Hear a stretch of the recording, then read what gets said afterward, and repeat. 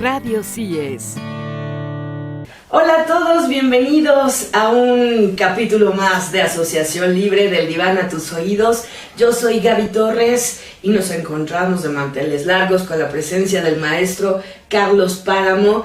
Él es maestro en neuropsicología y nos va a hablar de neurociencias y neuropsicología. Bienvenido. Muchas gracias. ¿Cómo estás, Carlos? Muy bien, gracias. ¿Todo bien? Un placer estar aquí acompañándolos. Muchísimas gracias. Cuéntanos de las neurociencias, ¿qué son? Pues las neurociencias es una disciplina, una interdisciplina que se nutre de varias ramas, desde la biología, la fisiología, y ha cobrado pues mucha importancia desde hace algunas décadas. Y esto es, entre otras cosas, porque intenta o va dando respuestas, a veces como a cuentagotas, a veces de manera más extensa, a elementos que nos han inquietado, ¿no?, como humanidad desde hace muchísimo, ¿no? Por ejemplo, han habido como varias inquietudes, ¿no?, a lo largo de la historia de la humanidad, planteadas desde los filósofos más antiguos. Y esto es desde el universo lejano, es decir, cómo está constituido y qué es el universo más lejano, cómo está constituido el universo más inmediato, es decir, la física y la metafísica, pero también, y ese es otro ámbito en el cual entra la neurociencia, cómo está constituido el universo interno y personal. Y se había mantenido, pues sí, en gran medida como un misterio. Se le ha intentado dar respuestas, ¿no?, desde la filosofía y desde la antigüedad, qué es lo que nos mueve a hacer una cosa u otra, cuáles son nuestros afectos.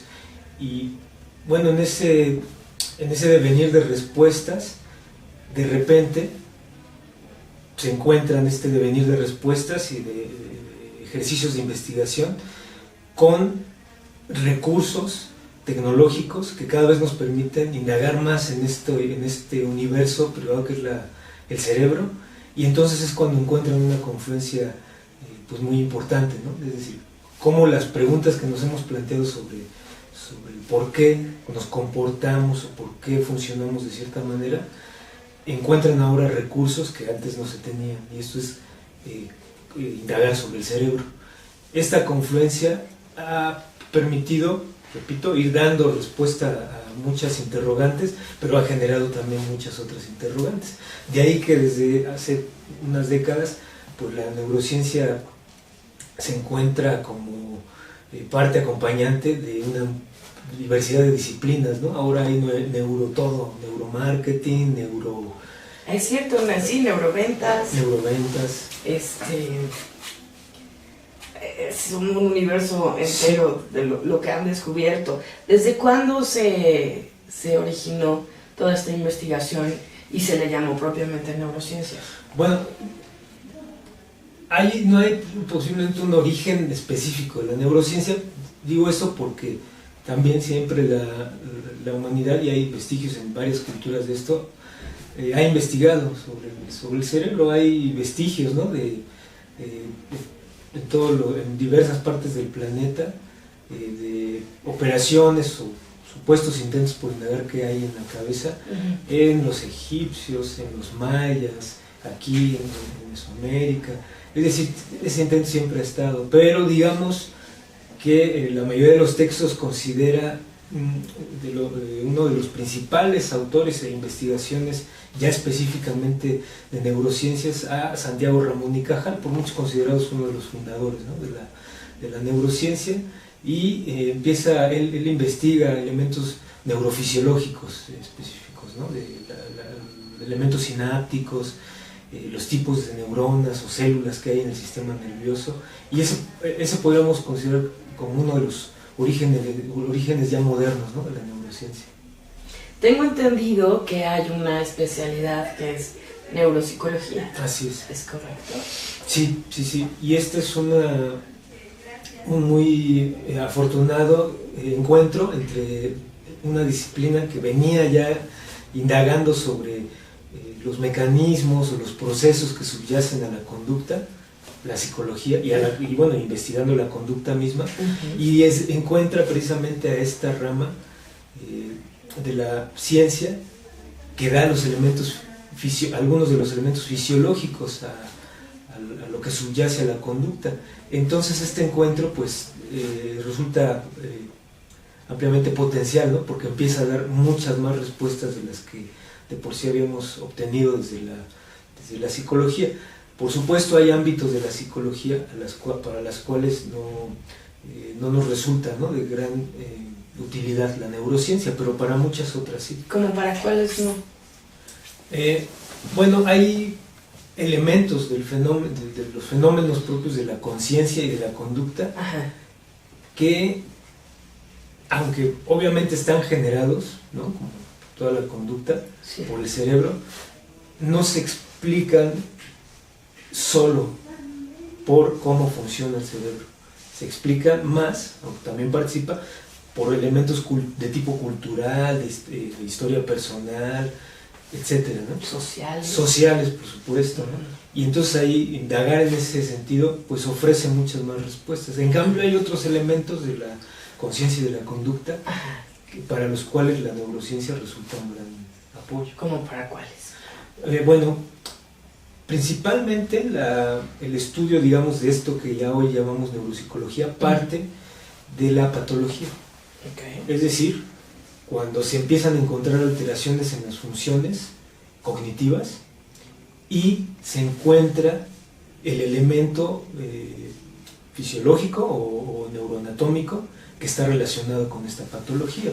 Así, por ejemplo, una de las los primeros, digamos, hallazgos que podemos relacionar ya con la neuropsicología, ajá, es una afasia, que es una alteración en el lenguaje derivada de daño cerebral, y esto es la afasia descubierta por el doctor Broca y resultado de una lesión en el lóbulo temporal izquierdo. Y bueno, esta asociación entre una lesión y una patología nos habla de uno de los primeros referentes de este vínculo, ¿no? Hay algo que sucede en el cerebro, hay cosas que suceden en el cerebro y cuya afectación genera alteraciones en diversas funciones. Ha ido, así como todas las ciencias, esta interdisciplina, pues ha ido avanzando conforme van avanzando los hallazgos, las investigaciones y los recursos tecnológicos. Pero principalmente es a partir de las patologías.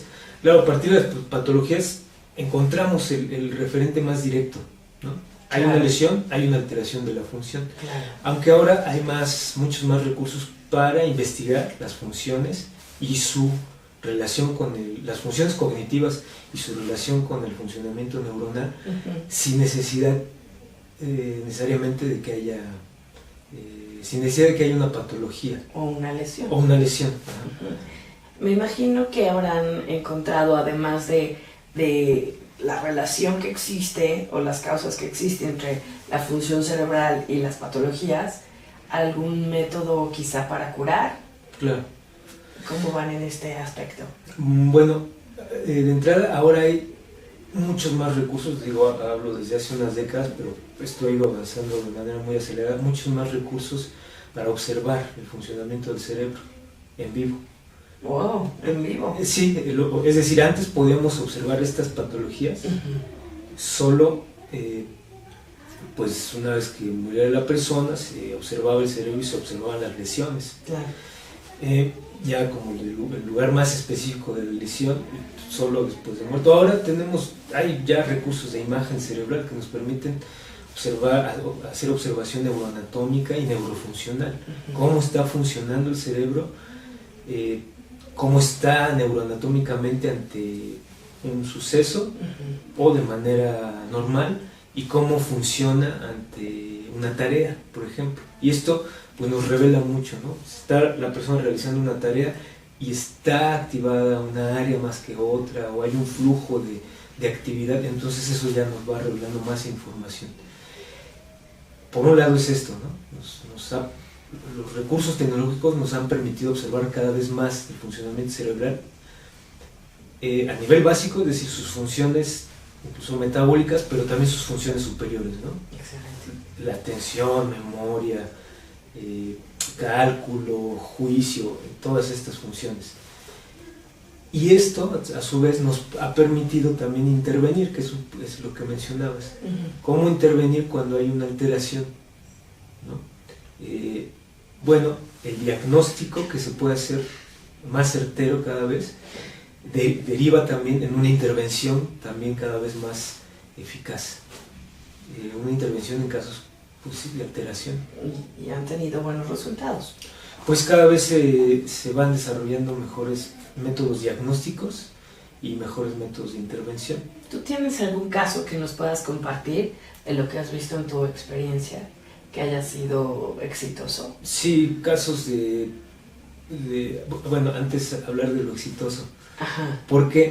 Comento porque en casos de patologías o alteraciones derivadas de lesión, muchas veces ya no es posible la rehabilitación plena de una función. Son funciones muy complejas.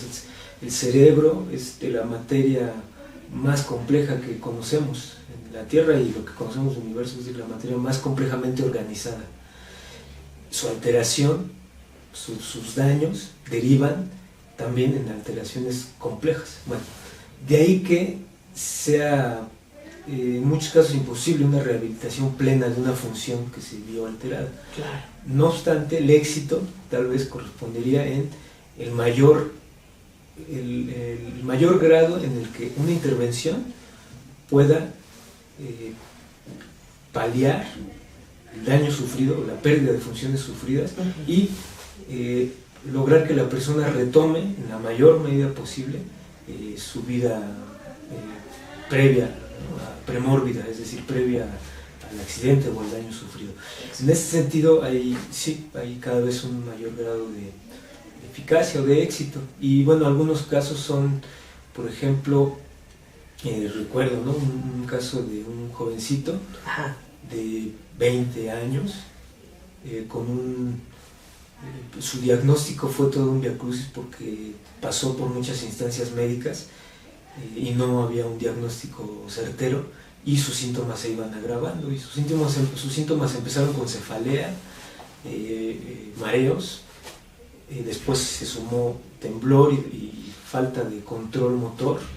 ¿Y había tenido algo que le había pasado? Hasta ese momento no. No, ok. No. Y después síntomas epilépticos. Hasta ese momento no había habido ni golpe, ni infección, ni nada que pudiera haber sido identificado como la causa. La causa. Ajá.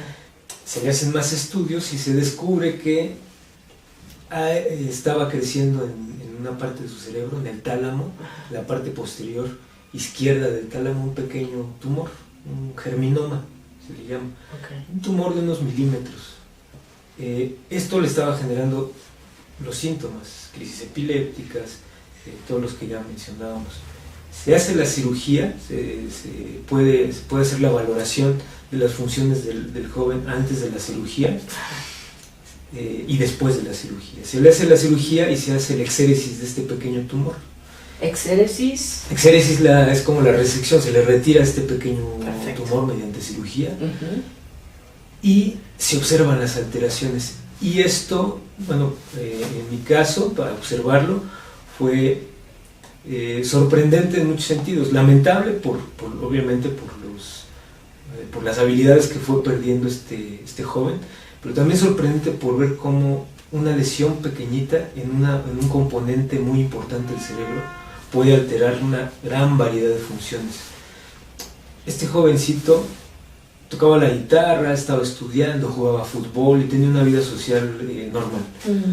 Después de la cirugía empieza a tener problemas de articulación, problemas motores más pronunciados. De un lado ya no presenta epilepsia, pero pierde como de manera sutil, es decir, observable solo si se hace un estudio como más detallado de sus habilidades, pérdida de funciones némicas, de memoria y de lenguaje. El lenguaje otra vez no de manera tan evidente, podías platicar con él y parecía que no había perdido habilidades, pero cuando te observabas más o cuando hacías una evaluación te das cuenta que el jovencito perdía la secuencia y la coherencia de su discurso. Okay. Al leer un párrafo pequeñito no podía abstraer los elementos principales. Es decir, en estas que conocemos como funciones más complejas y superiores, había habido un daño importante. La intervención en este caso, aunque era limitada por la magnitud del daño, el tálamo es un centro muy importante de relevo de señales, de modulación, de actividad eléctrica. Entonces un daño ahí pues genera este tipo de alteraciones. Bien, puede generar este tipo de alteraciones, no siempre. Al intervenir se logra con éxito que recupere habilidades motoras, que recupere, por ejemplo, cierto nivel de capacidad mnémica, de memoria, cierto nivel de abstracción. A partir de esto también va mejorando, va retomando ciertos ámbitos de su vida social, entre otros, ¿no? Pero hubo, sí, habilidades en las que ya no pudo retomarse. Pero sí, este es, por ejemplo, es un caso, ¿no?, en los que me ha tocado intervenir desde el ámbito neuropsicológico. Qué satisfactorio. Sí. Poder ayudar a las personas con todo este conocimiento y con todo este desarrollo en investigación, en tecnología. Y me imagino que hay otros ámbitos en los cuales la neuropsicología influye, ¿no? Nos mencionabas hace rato, está en ventas, en marketing, pero también comentabas hace rato algo de la literatura. Sí, un elemento muy interesante. Se está vinculando, ¿no?, la neuropsicología, la neurociencia ahora con muchos ámbitos. A veces esta vinculación es un tanto superficial, desde mi juicio, desde mi punto de vista, es tomar elementos de manera superficial e indiscriminada de la neurociencia para justificar pues ciertas estrategias, ¿no?, por ejemplo, de marketing. En otros casos sí hay una imbricación más profunda, pero hay casos en donde esta relación cobra una gran importancia. Por ejemplo, hay algunas investigaciones en donde, relato brevemente el experimento, se expone a grupos de sujetos a una situación que es una enfermedad infantil, ¿no?, una determinada enfermedad infantil. A un grupo se le expone con datos, de manera, con pormenores, con detalles, y a ambos grupos les toman muestras de sangre antes y después de la exposición. A otro grupo se le expone esta misma situación pero con recursos narrativos. Es decir, los recursos narrativos fundamentales es un planteamiento, ¿un clímax? Sí, bueno, viene un nudo, una trama, y luego pues un desenlace de esa trama. Una estructura que pareciera esencial, mínima, que no implica pareciera ser que no es de gran importancia, pero cuando una situación es expuesta con esta mínima estructura, genera cambios, por ejemplo, en estos sujetos, mayor concentración de oxitocina en la sangre, entre otros cambios empáticos, ¿no? Esto nos habla de que hay transformaciones profundas en nuestra fisiología a partir de elementos como la cultura, como una estructura narrativa. Esta implicación a mí me parece fundamental porque es cómo cambia nuestro funcionamiento cerebral a partir de elementos culturales. Es decir, hay un vínculo profundísimo y tal vez muy lejano entre cultura y funcionamiento cerebral. Es impactante lo que nos estás contando. Sí, y me imagino que daría como para mucho más. Pues ¿te podemos invitar a la siguiente cápsula para que nos platiques de este tema? Claro, sí, encantado de platicar con ustedes. Suena fascinante. Perfecto, sí. Pues muchísimas gracias, Carlos, por habernos acompañado en esta asociación libre. Muy bien, pues, del diván a tus oídos. Gracias a todos por seguirnos. Gracias a Carlos Bautista en la idea original, a Felipe Chávez en la producción. Soy Gaby Torres. Nos escuchamos la próxima. Hasta luego. Asociación Libre. Del diván a tus oídos.